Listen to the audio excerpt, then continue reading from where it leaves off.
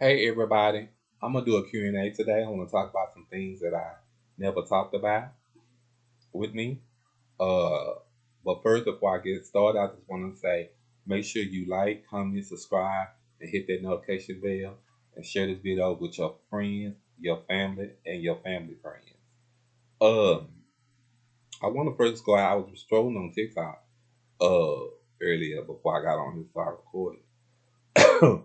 And I seen this young lady, and she was in the same situation that I am, and she gave me motivation to go on and to, to receive, keep receiving my therapy, and keep striving to go be stronger and live life, and where I can take care of myself.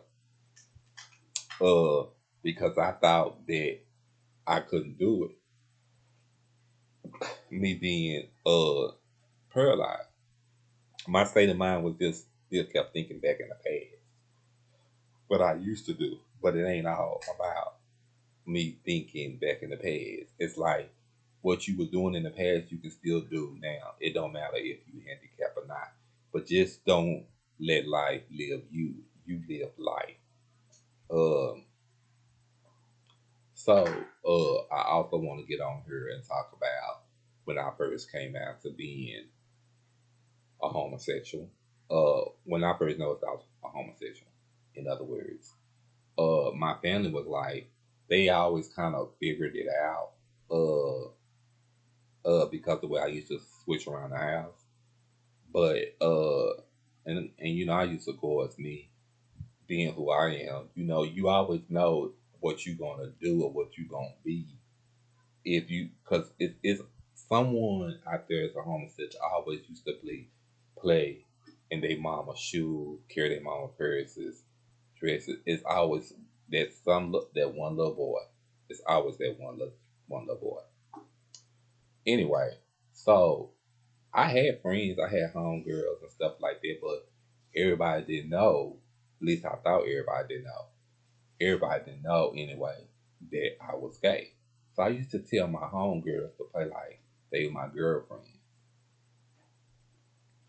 So when it finally came out that I was gay, my mom and them said that they had already knew what I was gonna be, and she was just hoping that I would come and tell her because of the type of relationship that we had. She said she felt like that I could come and talk to her about any and everything. But at the time, I didn't feel like that. I feel like that I kind of let my family down. Not really my family, mostly like my immediate family. My sisters and my mama. I ain't gonna say I didn't care about my family, but I'm just gonna say that it was more important for my immediate family to accept me. You know what I'm saying? Even though my whole family did accept me eventually. Now I can't not deny there is one person that did, and it was my aunt. She did. She colded hearted accepted who I was, what I was about, and this and that, and told me then, you gonna be okay. You gonna get through this. I didn't know not one thing about being a homosexual. But when I first noticed that I was gay and I came out, the first thing I did was run away from home.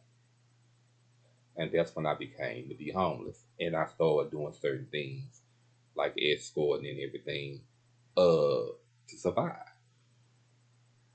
Uh on me escorting, I would like make money and go in Target or Walmart, buy me some clothes. Then the next morning I go downtown and take a shower and throw my old clothes I had on away. This went on for about like a month, maybe a month and a half, maybe two, until I could build up the money to afford to get me a room. And then I did. Then that's when I always start keeping a room. And then I was still escorting, but I had a room then. So my escorts came my clients came to my room. Okay. So after that, I remember me going out one time. I That's when I started meeting people, meeting friends and stuff like that. Start going out. When I went out, I met this guy. I it I really didn't pay him no mind. I was just out having a good time with my friends. But we end up staying out all night, going to this. It's this little, I don't know, I want to say coffee house, but I guess you can say coffee house. They sell nachos. They sell all kind of food. It's like breakfast food, lady. You know what I'm saying? Cause we on the gay strip. That's what you call the gay strip. After the clubs all closed, you still got the restaurants that's open. So we went out. We stayed and we had fun. He treated me to breakfast and all of that. So I went back to my room and he called and we kept going out, get to another, and finally, and then we started dating. Now, remind you, I had already picked up a case here in Dallas, so I was already running. So when we started dating, he stayed in Tyler. He was coming in back and forth from Tyler. So I was like, oh, okay, that's fine. I'll go with you. Ain't no big deal. I move to Tyler. I moved to Tyler. I didn't know what I knew until his daddy told me. But he didn't tell me. So they had this little eye house where you get tested, and I got tested. When the test came back positive, I just said, and this was the same year that the movie came out, Philadelphia. I never forget it. I can't forget it. It's like I never forget it. I never would. And I was just like, why would you couldn't tell me? Why did you didn't give me a chance to say, yeah, I want to be with you? Why you took it upon yourself to say that that made take it in your heart that you gonna be with me regardless?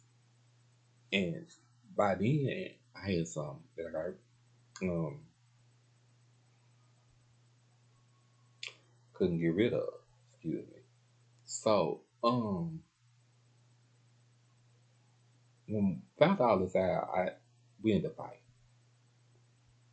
So he ended up calling the police out, and the police expedited me back to the house due to the fact what happened.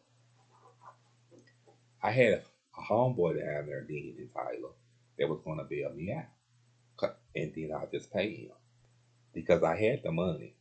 I had the money. You know what I'm saying? Because by then, I was still hustling, but I was taking money, doing saving my money. You know what I'm saying? So, but by the time he tried to get to the police to bail me out, they wouldn't let me because they said that I had a warrant out for my arrest, a blue warrant to go come back to Dallas. But they told him, now, if Dallas ain't came and got him by 2 or 3 days, then we gonna let him go. But Dallas came and got me. Oh, they came and got me that morning. I was like, oh, here we go. Here go the process. So I get back to Dallas. Uh, oh, Judge Parrock, he wasn't having it. He said, what I tell you when if I see you back in my courthouse? And here I'm going down to TDC again for the second time around. So I went to TDC for the second time around. Got a case, and I'm sentenced to get to go down for the second time around. But this time, first time I went down, I got 2 years. This time I got three. So I go back to my cell, and then I go out to gym with everybody. Hey, I ain't tripping. You do the crime, you do the time. So that's the way I looked at it. So, uh, look who pops up in Dallas County Jail. Child, It took everything in my power not to do nothing to him. I tried not to, but I couldn't. I had to. I had to. I'm sorry. It it it came to the point to where I couldn't get off my mind that this boy did what he did. So I couldn't. So it took all the police guards and my cellmate, who became real tight. My cellmate, he's straight. He became real tight, and he out there, hey, what's up? Uh, they tried to get me out here because I went to stomping him. I was doing everything, y'all. I was doing everything. So they took me back to my cell. Like, they didn't write me no case because usually when you fight in jail, you get rolled up. But they didn't write me that. He said I'm not gonna write you up. He said I'm gonna go and just put you back in your cell. But that's only because I think I don't know. Maybe they because they knew how this boy was. I don't know. I can't say. I just know what I did to him, and at that time I was young. I just know what I wanted to do to him. That's the only thing I do now. But as I look back now, I don't think it was a good thing for me to do that to him. I think it was wrong, and I wish I could have had it handled in a totally different way. So by me doing what I did to him, I just want to tell him I apologize to him. So the next thing was, so I went to TDC. I served those 2 years. I got out of TDC. It wasn't over for me. I got out still doing the same thing.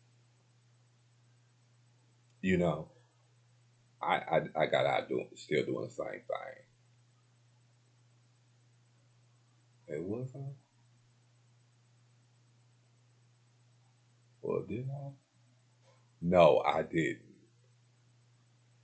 This time I didn't go back down to years later. Around about it was years later. No, it wasn't years later. I went back down, but it was after the loss of my best friend. Uh, and I did I then until 2004. And when I got out then, it was done. I've been out ever since. So, uh, I met my ex.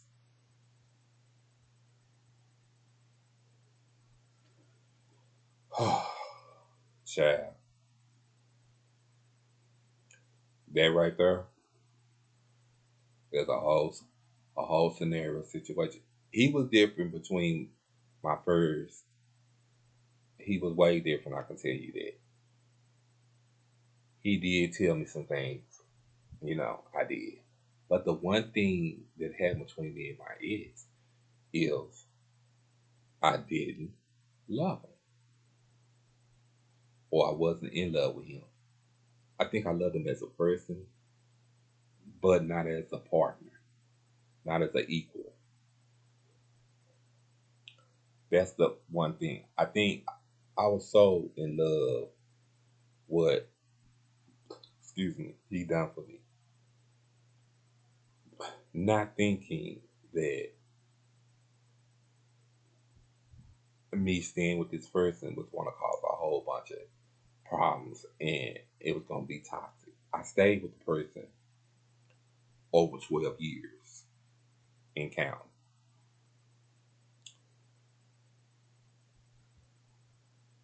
And it was toxic. It was a toxic relationship. Every time we break up, we get back together. Every time we break up, we get back together. Either I cry and say don't leave me, or he'll cry and say don't leave him. It was always something.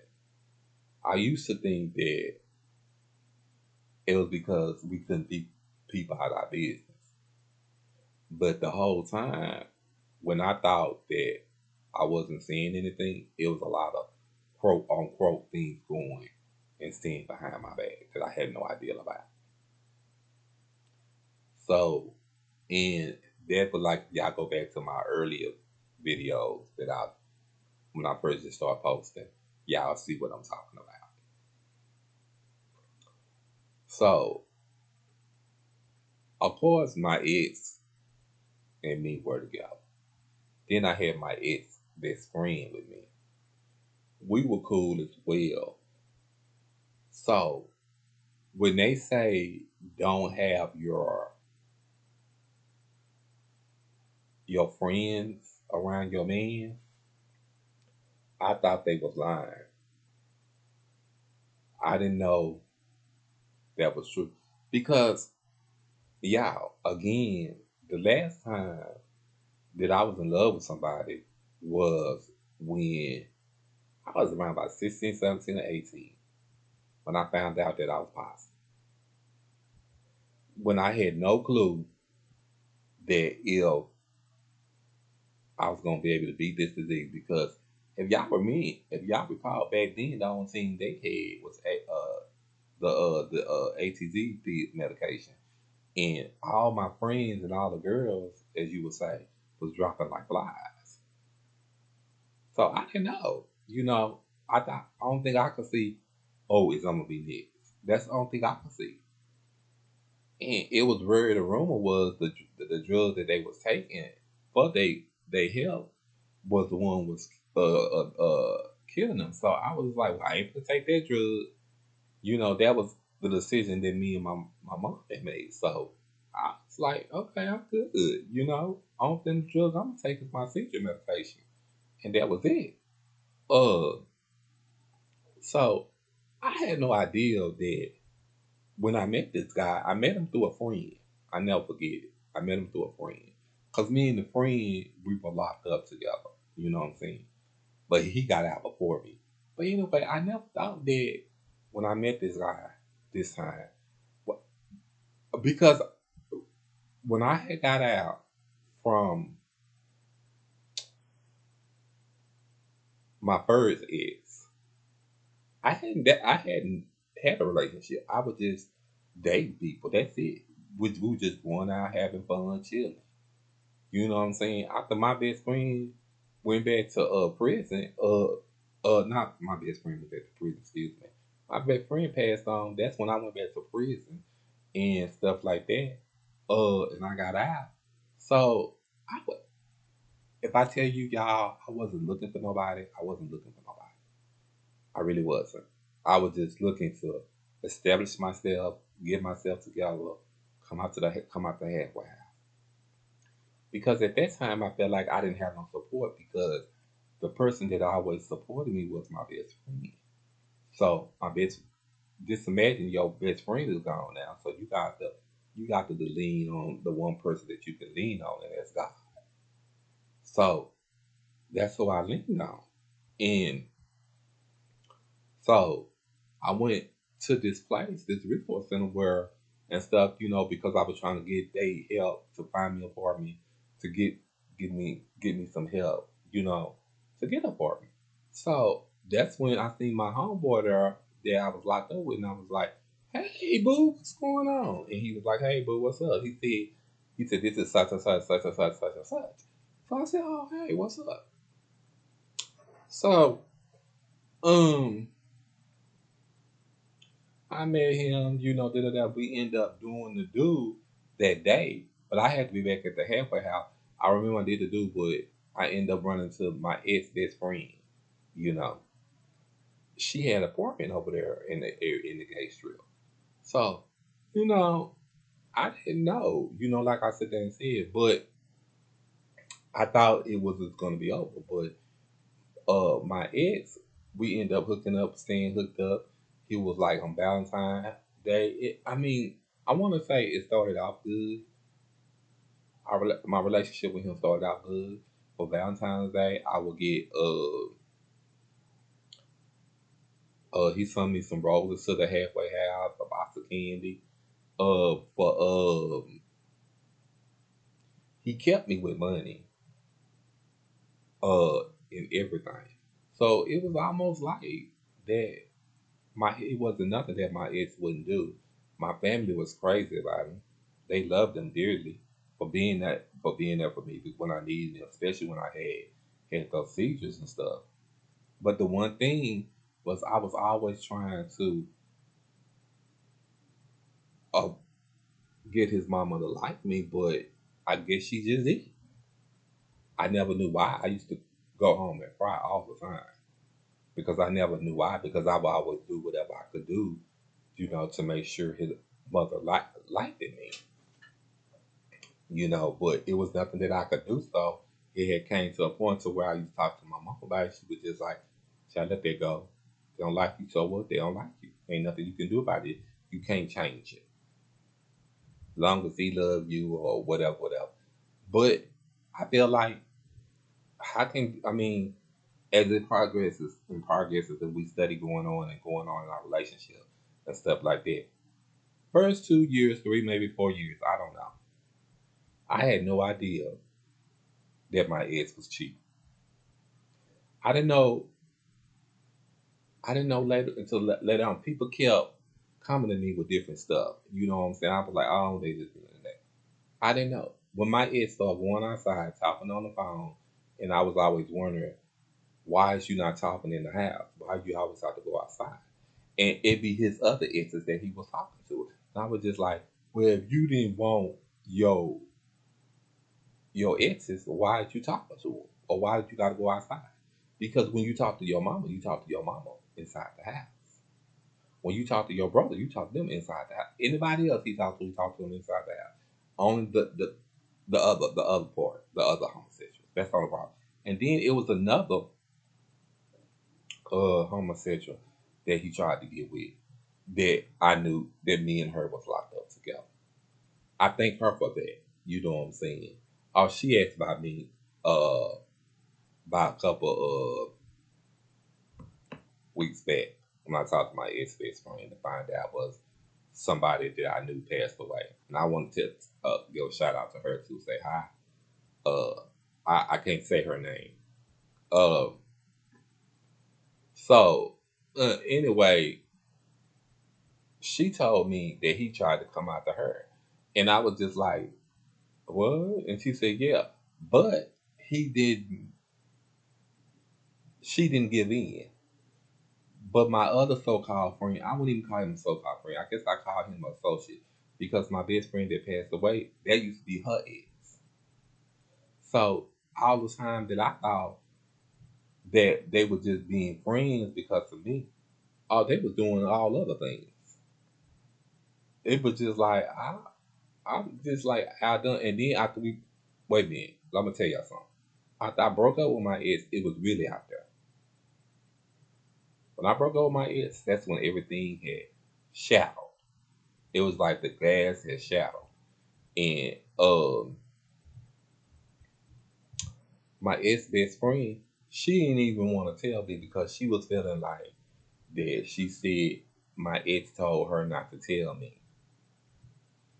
I say, but you are loyal to me. I'm your friend.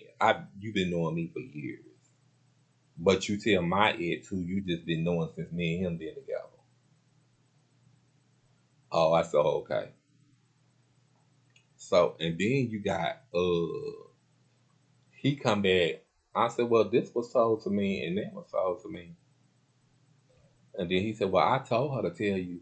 I said, but if it was that important for you to want me to know, why did you didn't come and tell me? That's the question. And then here I got her cousin, y'all. That's who my ex went after. Her cousin went after him, after my ex. He come calling me, telling me this and this. Why I just feel like that y'all wasn't together no more, so it shouldn't even matter. But if you were my friend, why should you want to go with something that I had? Why would you want something that I had? So I was just like, uh, I was just out done, y'all. I didn't understand. I was just I didn't understand. And to this day, I could never understand. I could never understand. But the first word that come out your mouth every time you talk to me, or if you come and see me, is I love you. No, you don't, because if you loved me, you wouldn't have did what you did. You know what I'm saying? And it's funny, y'all, that I brought this up, back up again, or I brought this up. I was strolling through my DMs. I never ever regularly checks my DMs. But since I've been having a lot going on and a lot of people, and I started my YouTube channels and stuff, and I got my friends now off of social media, different supporters and stuff, been emailing me. So let me tell y'all, he emailed me. Don't have no idea, y'all, how he got my email, but it had kind of tripped me out from what he said. And I was just like, well, how can you say this? I just want to know, y'all, and y'all for this. I'm gonna ask y'all this question.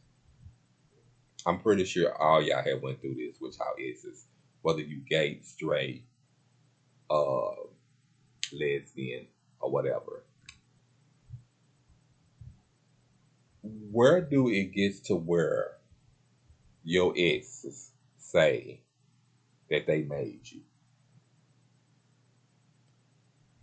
Please comment at the bottom and let me know, because I really would love to know that. This is to everybody. I would like to know that. Where is that? Because I thought God made you. I thought God and your parents made you. I didn't think your ex made you. And whether it is because you, they sit there and say, "Oh, you're not answering your phone," that man must got you on lockdown now. But just remember, I the one made you. You wouldn't be where you at if it wasn't for me. So comment at the bottom and let me know that, because I really want to know that, because I answered that question, but he couldn't ask him a question like that, but he couldn't answer it. And I just feel like it have all to do with jealousy. But anyway, y'all, I'm gonna have to get off of here for right now. But I promise y'all, I'm gonna record again tomorrow. I hope to hear from y'all real soon. Remember, make sure you like, comment, and subscribe, and click that notification bell, and share this video with your family and your friends. And if you don't love yourself, nobody else will.